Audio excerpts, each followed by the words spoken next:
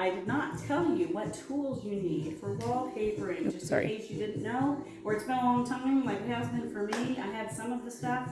Depends on what you're wallpapering, if you're using a paste, or if it's self-adhesive, where you're running it through a water trough, or in this case, we've got the almost a contact paper type of wallpaper, which we're finding is pretty interesting to hang and pretty easy to hang too. So one of the things, obviously, a couple of these really nice sharp little knives, a smoother, scissors are good to have on hand, of course a pencil, tape measure is imperative, and having a T-square here, by the way, because when we go to cut this, we line this up right here, nice and even with the edge of the wallpaper, and then we cut on one side or the other of this as we need to give us a nice straight edge line to that.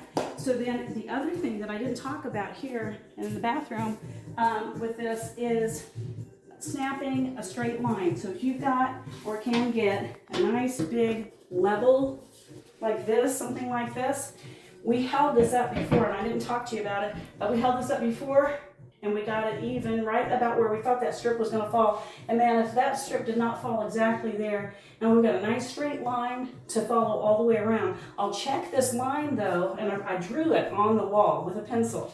And I'll check this line. We're going to go around this way. We're going to come around this way. We're going to end up right over here with a strip. It's nice to kind of go around. These are 27-inch pieces. So we kind of went around the room and marked about where those are going to fall.